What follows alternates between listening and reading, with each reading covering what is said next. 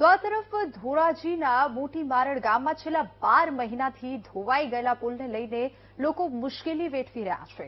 પુલ બનાવવા માટે છેલ્લા 6 મહિનાથી 10 લાખ મંજૂર થયા હોવા છતાં કામગીરી ન કરવામાં આવતી હોવાનો આક્ષેપ ઉઠ્યો છે. ગ્રામ પંચાયતના ઉપસરપંચે સરપંચ સામે ભ્રષ્ટાચારના આક્ષેપ કરીને ધોરાજી ડેપ્યુટી કલેક્ટરને આવેદનપત્ર આપ્યું. મોટી મારડ ગામે ગત વર્ષે ચોમાસામાં પુલ ધોવાઈ ગયો હતો.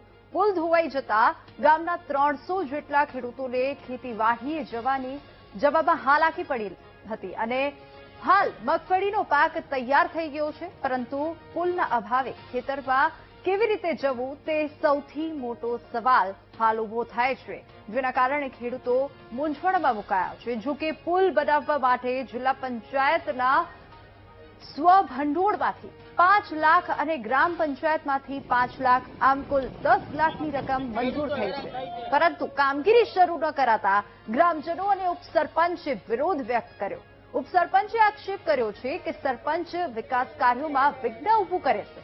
ગ્રામ પંચાયતમાં ક્યારેય કામ બાબતે સભ્યોને બોલાવવામાં નથી આવતા અને કોઈ પણ સભ્યને વિશ્વાસમાં લઈને ઠરાવ નથી થતા અને સરપંચના લીધે ગામનો વિકાસ રૂંધાયો હોવાનો પણ ઉપસરપંચે આરોપ કર્યો છે. ત્યારે ખેડૂતોએ પુલ નજીક એકઠા થઈને સરપંચ વિરુદ્ધ સૂત્રોચ્ચાર કર્યા.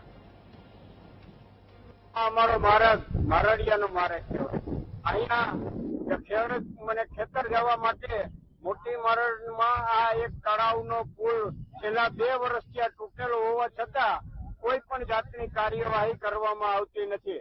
આ પુલ રિપેરિંગ માટે 10 લાખનું બજેટ મંજૂર કરેલ હોવા છતાં કોઈ પણ પ્રકારની કાર્યવાહી તાલુકા પંચાયતના પ્રમુખ, જિલ્લા પંચાયતના સભ્ય તથા ધારાસભ્યશ્રીને રૂબરૂ આવી અને બતાવેલા હોવા છતાં કોઈ પણ જાતનું કામ કરતા નથી અને ખેડૂતોને ખાલી વાતો કરી અને ભરમાવે છે.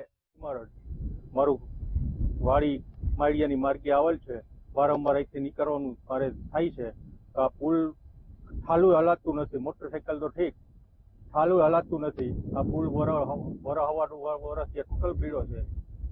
પેલા તકે પુલ કરવા વિનંતી. આ પુલના પૈસા પણ પાસ થઈ ગયા છે, છતાં પણ આ પુલનું પૈસા પાસ થઈ ગયેલા 10 લાખ રૂપિયા કે દિન 6 મહિના ત્યાં પૈસા પાસ થઈ ગયેલા પડ્યા છે. મારડિયા ડુંગર તરફ જવાના રસ્તે આજ 1.5 વર્ષથી આ કાઢ્યો તૂટી ગયેલ છે. ત્યાં અત્યારે ખેડૂતો જઈ શકે એવી પરિસ્થિતિ નથી. 10 લાખ રૂપિયા પાસ થઈ ગયા એ વાત સાચી છે, પરંતુ અત્યારે હાલ ચોમાસું ચાલે છે અને એ પુલની સ્થિતિ ત્યાં એવી છે કે ત્યાં સતત પાણી વહેતું હોવાથી અત્યારે કામ થઈ શકે એમ નથી. આ ચોમાસું પૂર્ણ થશે એટલે તરત કામ ચાલુ થઈ જશે. ખોટા બિલ બનાવવાનો તમારી આક્ષેપ છે શું? એ તદ્દન પાયા વિહોણા આક્ષેપ છે. પોતે જ ખોટો માણસ છે એટલે આવા આક્ષેપ કરે.